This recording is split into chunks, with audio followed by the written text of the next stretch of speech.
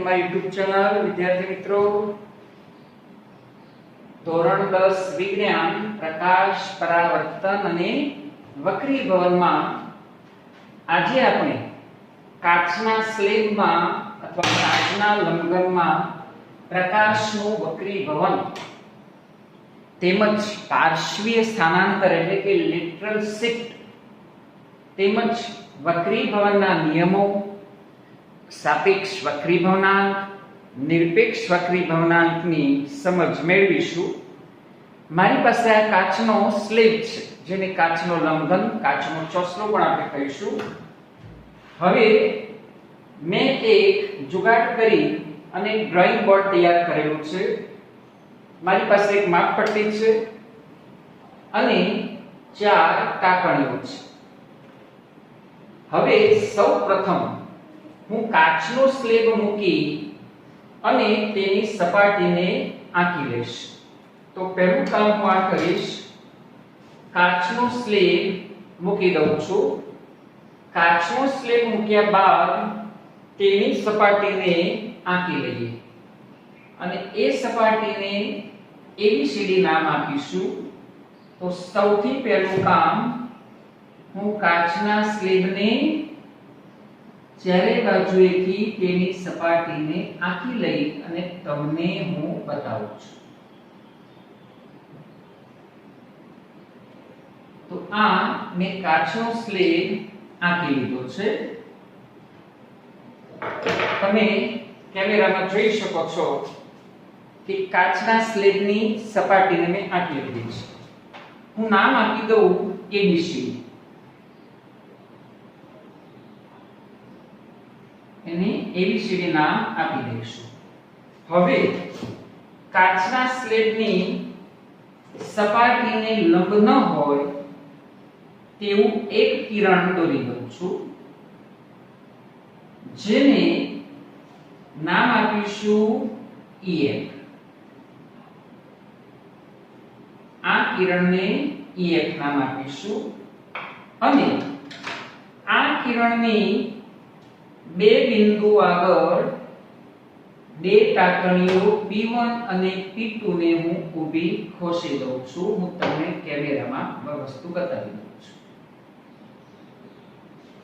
આ તમે જોઈ શકો છો કે કાચના લંબઘન અથવા કાચના ચોસલાની સપાટી AB ને લંબ ન હોય તે રીતે એક કિરણ EF મેં દોરેલું છે અને તેના બે બિંદુ આગળ બે ટાંકણીઓ, એને આપણે P1 અને P2 તરીકે ઓળખીશું. બે ટાંકણીઓ P1 અને P2 ને ઊભી ખોસેલી છે. હવે કાચના સ્લેબને ફરી પાછો તેના મૂળ સ્થાને મૂકી દઉં છું અને કાચના સ્લેબની બીજી સપાટી એટલે કે સીધી સપાટી આગળથી જોઈને હું બે ટાંકણીઓ P3 અને P4 ને એવી રીતે ઊભી ખોસું જેથી ચારે ટાંકણીઓ એક જ લાઈનમાં દેખાય. તો એના માટે હું એક આંખ બંધ કરી અને એ રીતે આ બે ટાંકણીઓ P3 અને P4 ને ઊભી ખોસી અને તમને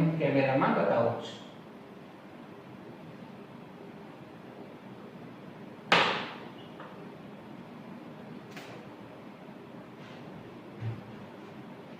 તો વિદ્યાર્થી મિત્રો, તમે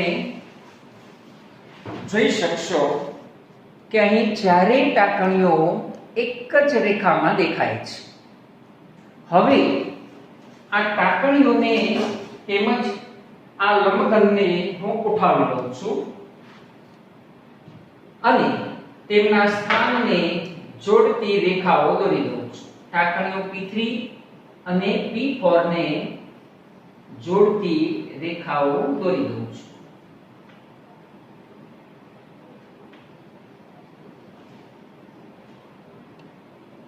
ટાંકણીઓના સ્થાન આપણે ટાંકણીઓને કાઢી લઈશું. તો અહીં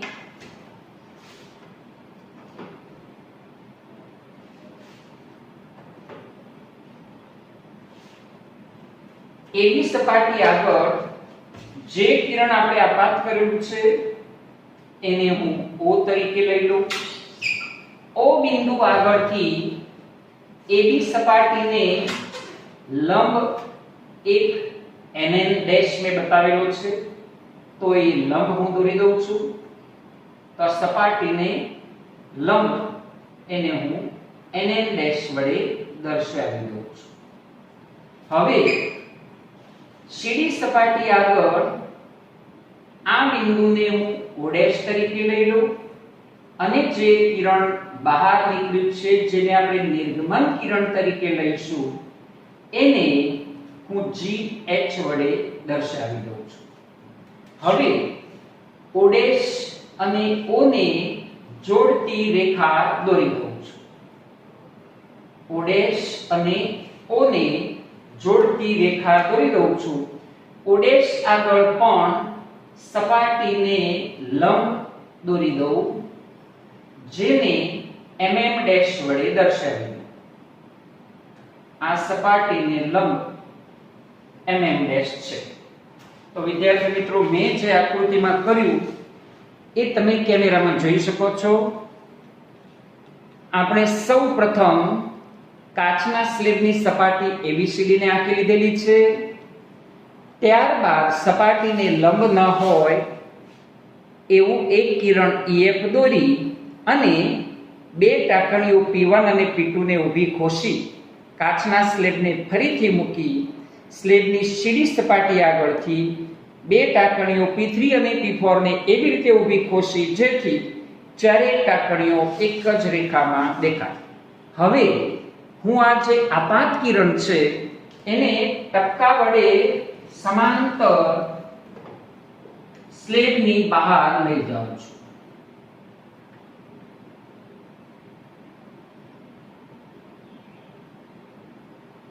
તો અહીં તમે જુઓ કે ખરેખર પ્રકાશનું કિરણ આ માર્ગે એટલે કે EF થી આ ટપકાવાળા માર્ગે પસાર થવું જોઈએ, પરંતુ કાચના સ્લેબમાં તેનું વક્રીભવન થાય છે. એ વક્રીભવનને કારણે તેનું અહીં આપણે લેટરલ એટલે સ્થાનાંતરને હું અહીંયા બતાવી દઉં છું. એને O' L વડે દર્શાવીશું. તો O' L જેટલું સ્થાનાંતર કાચના સ્લેબને કારણે થાય છે, એટલે કે માધ્યમ ઘટ્ટ હોવાને કારણે આ પ્રકાશનું કિરણ આ OL એટલે કે O' L જેટલું સ્થાનાંતર અનુભવે છે. આ O' L જેટલું સ્થાનાંતર જે અનુભવે છે તેને પાર્શ્વીય સ્થાનાંતર તરીકે ઓળખવામાં આવે છે. વિદ્યાર્થી મિત્રો, જ્યારે આપણે આપાત કિરણ EF લઈએ છીએ ત્યારે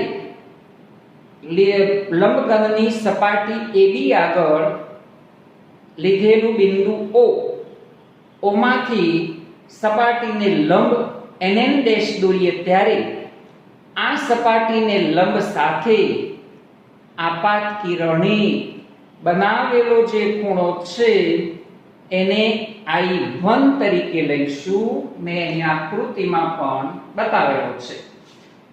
જે I વડે દર્શાવેલો છે એ વાસ્તવમાં I1 છે. એ I1 એ આપાત કોણ છે. હવે અહીં જ્યારે કાચના સ્લેબમાં પ્રકાશનું કિરણ પ્રવેશે છે ત્યારે તેનું O' જેટલું વક્રીભવન થાય છે, એટલે કે O' એ વક્રીભૂત કિરણ છે. આ વક્રીભૂત કિરણે સપાટીને દોરેલા લંબ સાથે બનાવેલો ખૂણો એ વક્રીભૂત કોણ છે, જેને મેં આકૃતિમાં R1 વડે દર્શાવેલું છે, જે રિફ્રેક્શન તરીકે ઓળખીશું. આ વક્રીભૂત કિરણ લંબઘનની સપાટી સીડી આગળ જ્યારે પ્રવેશે ત્યારે ફરીથી તેનું વક્રીભવન થશે અને સપાટી સાથે લંબ દોરીએ ત્યારે સપાટીને દોરેલા લંબ સાથે બનાવેલો ખૂણો એને આપણે આ કિરણ વક્રીભૂત કિરણ છે. વક્રીભૂત કિરણ સીડી સપાટી માટે આપાત કિરણ તરીકે વર્તે ત્યારે આ જે ખૂણો છે એને આપાત કોણ તરીકે ઓળખીશું, જેને I2 વડે દર્શાવીશું. અને આ કિરણ જ્યારે સીડી સપાટીથી બહાર નીકળે કે લંઘનમાંથી બહાર નીકળે ત્યારે સપાટીને દોરેલા લંબ સાથે જે ખૂણો બનાવશે એ ખૂણાને R2 તરીકે ઓળખીશું, જે નિર્ગમન કોણ છે. મેં અહીંયા આકૃતિમાં R2 બતાવેલો છે. વિદ્યાર્થી મિત્રો, અહીં I1 અને R2 આ બંને ખૂણા સમાન હોય છે. તમે કોણ માપકની મદદથી જો આને માપશો તો આ બંને ખૂણા સમાન આવે છે.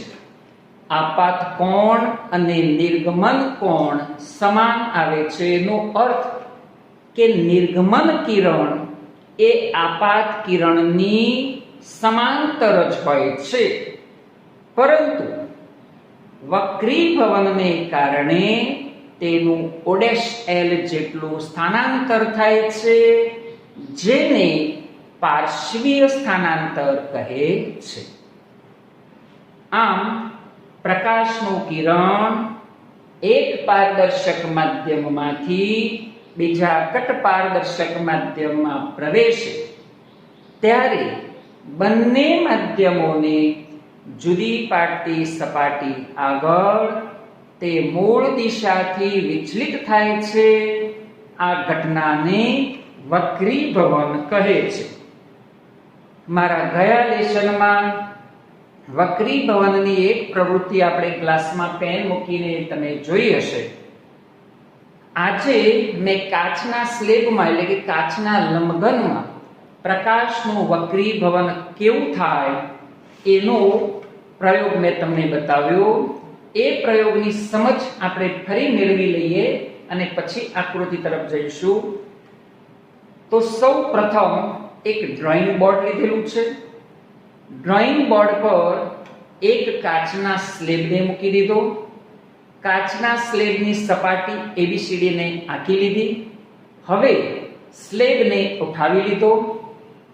કાચના સ્લેબની સપાટી AB ને લંબ ન હોય તે રીતે એક કિરણ EF લીધું. કિરણ EF પર બે ટાંકણીઓ P1 અને P2 ને ઊભી ખોસી લીધી. ત્યારબાદ સ્લેબને મૂળ સ્થાને ગોઠવી દીધો અને સ્લેબની સીડી સપાટી આગળથી બે ટાંકણીઓ P3 અને P4 ને એવી રીતે ઊભી ખોસી જેથી ચારેય ટાંકણીઓ એક જ રેખામાં દેખાય.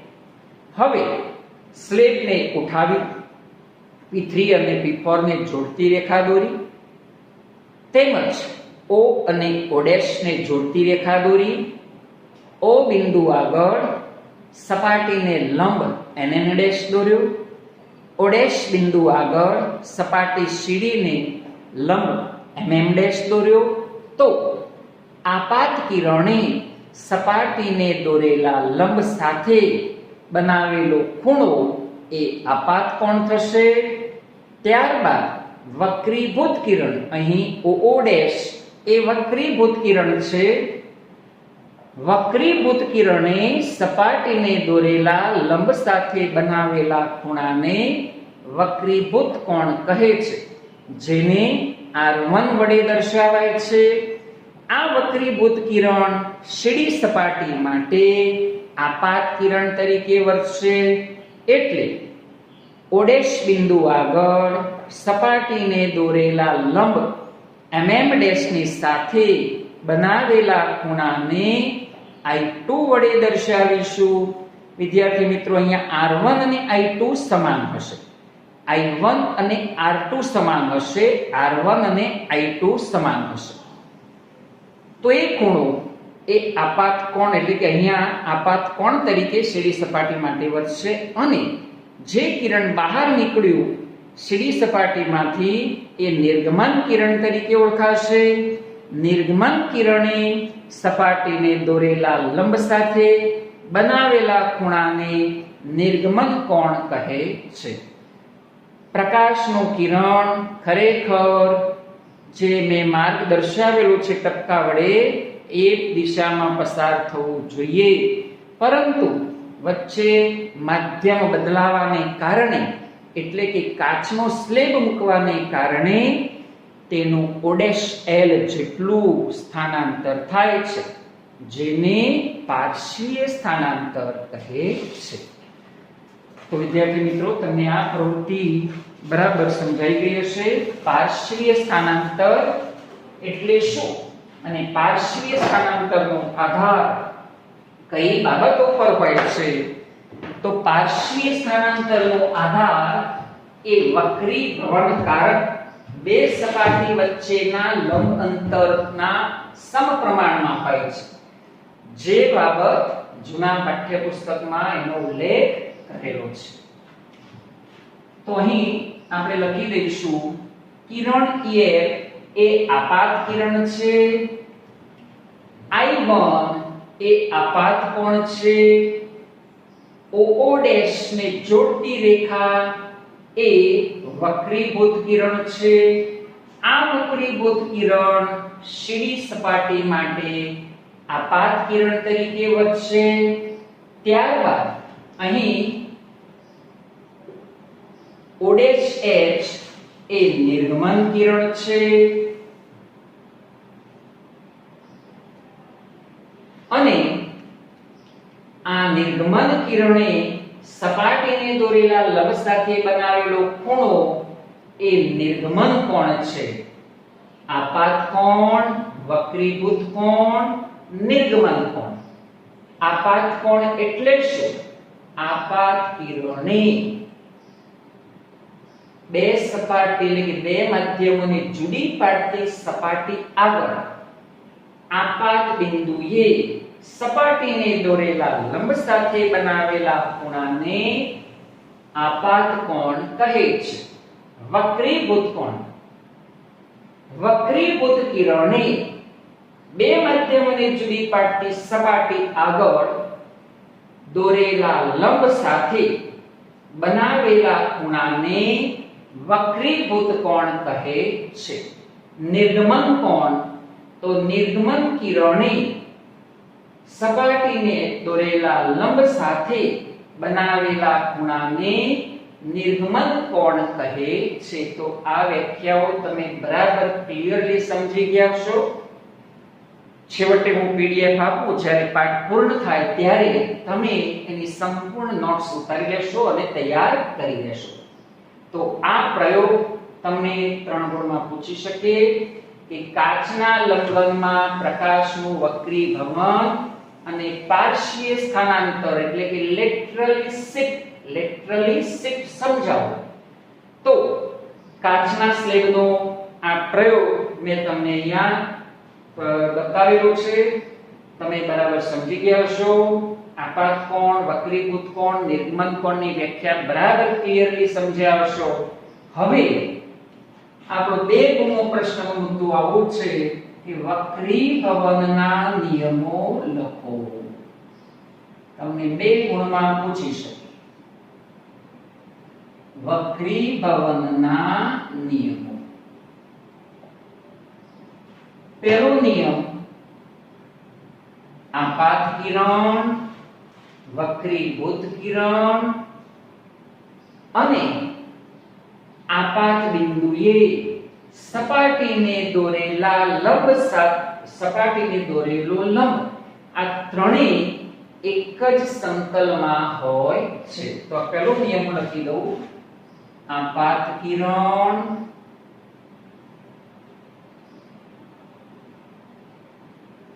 વક્રીભૂત કિરણ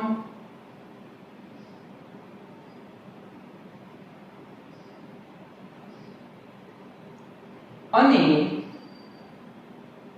આપાત બિંદુએ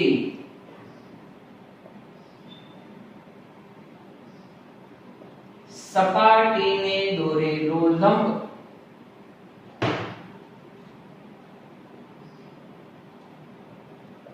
ત્રણેય એક જ સમતલમાં હોય છે.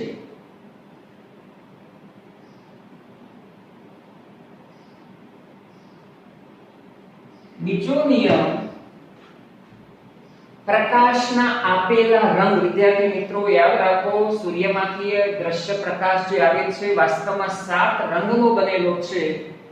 દરેક રંગ માટે વક્રીભવનની ઘટનામાં ફેરફાર જોવા મળે તો એના માટે આપણે શબ્દ વાપરીશું પ્રકાશના આપેલા રંગ અને માધ્યમની જોડ. માધ્યમ જુદું જુદું માધ્યમ હોય. કાચમાં પ્રકાશનું કિરણ પ્રવેશે, પાણીમાં પ્રવેશે, ગ્લિસરીનમાં પ્રવેશે, કેરોસીનમાં પ્રવેશે, દરેકમાં તેનો વક્રીભવનની માત્રા જુદી જુદી હોય છે. એટલે બીજા નિયમમાં આપણે ઉલ્લેખ કરવો પડે કે પ્રકાશના આપેલા રંગ અને માધ્યમની જોડ માટે આપાત કોણના સાઈન અને વક્રીભૂત કોણના સાઈન નો ગુણોત્તર અચળ હોય છે. અહીં વિદ્યાર્થી મિત્રો તમને પ્રશ્ન થાય કે આ સાઈન શું છે? તો ગણિતમાં આપણે ત્રિકોણમિતિનું પ્રકરણ ભણીશું ત્યારે તમને ખ્યાલ આવશે. આ એક વિધેય છે ત્રિકોણમિતિનું, જેને સાઈન વડે દર્શાવીશું. તો અત્યારે તમે અહીંયા ત્રિકોણમિતિનું વિધેય છે એવું યાદ રાખજો. તો બીજો નિયમ લખીશું પ્રકાશના આપેલા રંગ, પ્રકાશના આપેલા રંગ અને માધ્યમની જોડ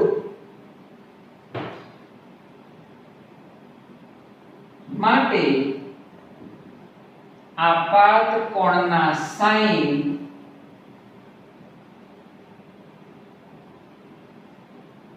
અને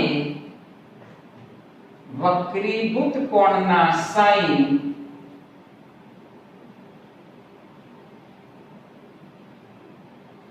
નો ગુણોત્તર અચળ રહે છે.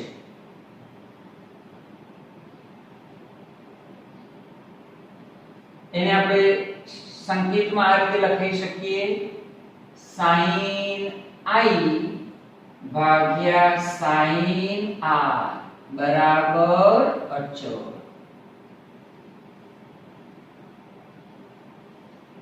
આપાત કોણના સાઈન અને વક્રીભૂત કોણના સાઈન નો ગુણોત્તર અચળ રહે છે.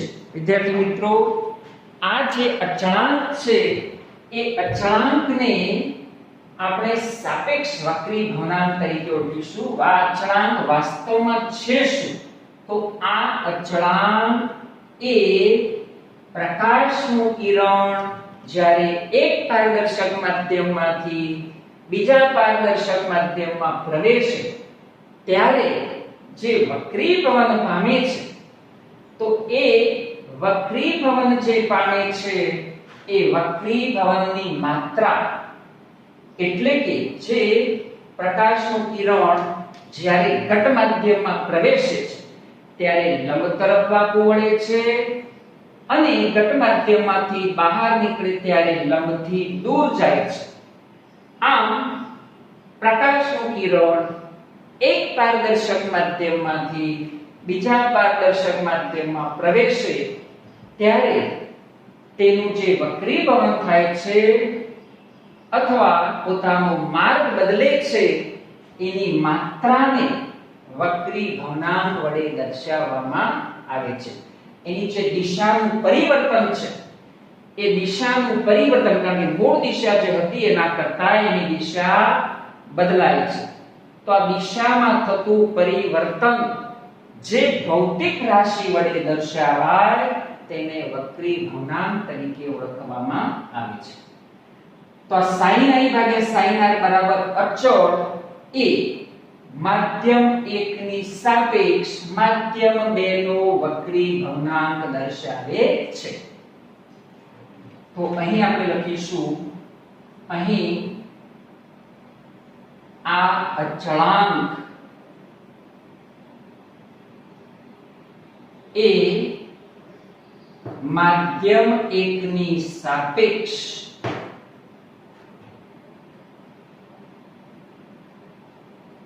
માધ્યમ 2 નો વક્રી ભવનાંક દર્શાવે છે.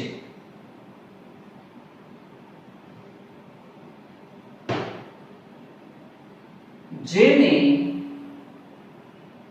η21 વડે દર્શાવાય છે.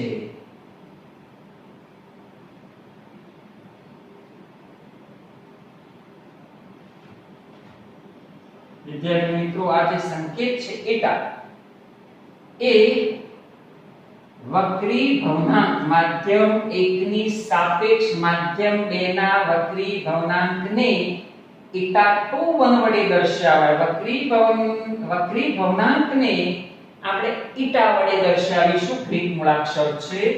અને η21 નો અર્થ થાય માધ્યમ 1 ની સાપેક્ષ માધ્યમ 2 નો વક્રી ભવનાંક. જો તમને એવું કહેવામાં આવે કે માધ્યમ 2 ની સાપેક્ષ માધ્યમ 1 નો વક્રી ભવનાંક, તો એને η12 વડે દર્શાવાય. તો પછી આ સૂત્રમાં આપણે આ રીતે લખી શકીએ: sin i ભાગ્યા sin r બરાબર અચળ બરાબર η21. તો આટલી બાબતો તમે વિદ્યાર્થી મિત્રો બરાબર ક્લિયરલી સમજાશો. આજે આપણે પ્રવૃત્તિ દ્વારા કાચના લંબઘનમાં પ્રકાશના વક્રીભવનની વાત કરી. વક્રીભવનના બે નિયમોને આપણે ફરીથી યાદ કરી અને પછી આપણો સાપેક્ષ વક્રીભવનાંકનો મુદ્દો લઈશું. આપાત કિરણ, અહીં તમે જુઓ કે કિરણ EF એ આપાત કિરણ છે. પ્રકાશનું કિરણ જ્યારે ઘટ માધ્યમમાં પ્રવેશે, પાતળા માધ્યમમાંથી ઘટ માધ્યમમાં પ્રવેશે, ત્યારે લંબ તરફ વાંકું વળે અને ઘટ માધ્યમમાંથી પાતળા માધ્યમમાં પ્રવેશે ત્યારે લંબથી દૂર જાય છે. વક્રીભવનના નિયમોને ફરી આપણે જોઈએ.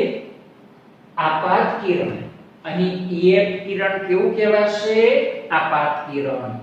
O ડેશ વક્રીભૂત કિરણ, O ડેશ H નિર્ગમન કિરણ.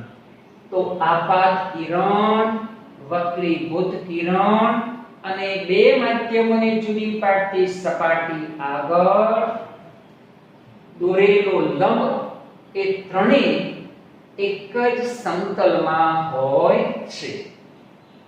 બીજો નિયમ, પ્રકાશના આપેલા રંગ અને માધ્યમની જોડ માટે આપાત કોણના સાઈન અને વક્રીભૂત કોણના સાઈન નો ગુણોત્તર અચળ રહે છે.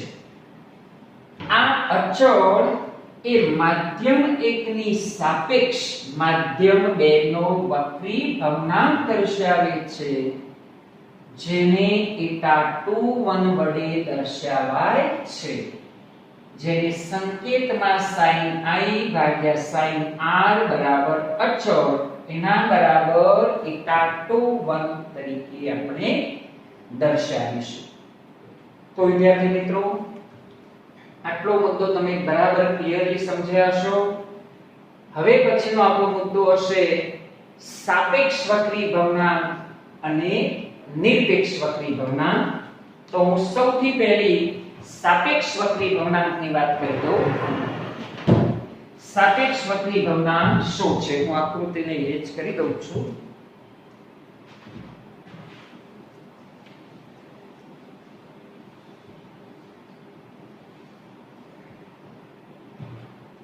તો આપણો મુદ્દો છે સાપેક્ષ વક્રીભવનાંક.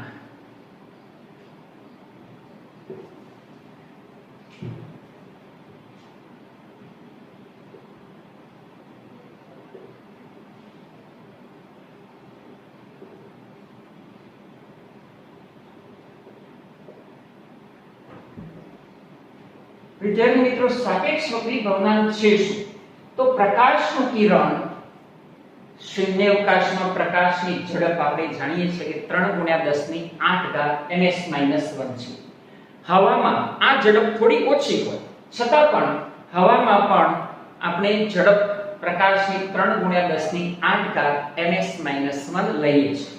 અહીં હમણાં આપણે વાત કરી કે sin i ભાગ્યા sin r બરાબર અચળ બરાબર θ2 વક્રી ભવનાંક એ પ્રકાશનું કિરણ જ્યારે એક પારદર્શક માધ્યમમાંથી બીજા ઘટ પારદર્શક માધ્યમમાં પ્રવેશે ત્યારે તેની દિશાનું જે પરિવર્તન આવે છે એ દિશાનું પરિવર્તન વક્રી ભવનાંક વડે દર્શાવાય છે. હવે માધ્યમ 1 માં પ્રકાશના વેગને આપણે v1 વડે દર્શાવીએ, માધ્યમ 2 માં પ્રકાશના વેગને v2 વડે દર્શાવીએ તો આ સૂત્રને આપણે આ રીતે લખી શકીએ: sin i આના બરાબર θ21 બરાબર v1 ભાગ્યા v2. કારણ કે પહેલું માધ્યમ પ્રકાશનું કિરણ જ્યાંથી પ્રવેશે છે હવા છે, હવામાં પ્રકાશની ઝડપ એને આપણે v1 તરીકે લઈએ. ત્યારબાદ આ પ્રકાશનું કિરણ એ કાચના સ્લેબમાં પ્રવેશે છે એટલે કે ઘટ માધ્યમમાં પ્રવેશે છે, તેમાં પ્રકાશની ઝડપને આપણે v2 વડે દર્શાવીએ તો θ21 બરાબર v1 ભાગ્યા v2. આને આપણે સાપેક્ષ વક્રી ભવનાંક તરીકે એટલા માટે લઈશું કે આ સૂત્ર શું દર્શાવે છે? માધ્યમ 1 ની સાપેક્ષ માધ્યમ 2 નો વક્રી ભવનાંક. માધ્યમ 1 ની સાપેક્ષ માધ્યમ 2 માં પ્રકાશની દિશામાં કેટલું પરિવર્તન આવ્યું એ સાપેક્ષ વક્રી ભવનાંક વડે દર્શાવાય છે.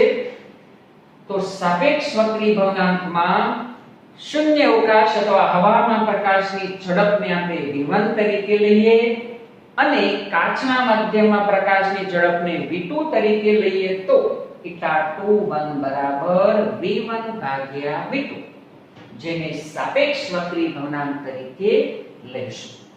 નિરપેક્ષ વક્રી ભવનાંકની વાત અને સાપેક્ષ વક્રી ભવનાંક ફરીથી પાછું મારા નેક્સ્ટ લેસનની અંદર હું કરીશ. આજના દિવસે તમે આ પ્રવૃત્તિનો બરાબર અભ્યાસ કરજો. 3 ગુણમાં આ પ્રશ્ન પૂછી શકે એમ છે. કાચના સ્લેબમાં પ્રકાશનું વક્રીભવન દર્શાવી પાર્શ્વીય સ્થાનાંતર સમજાવો.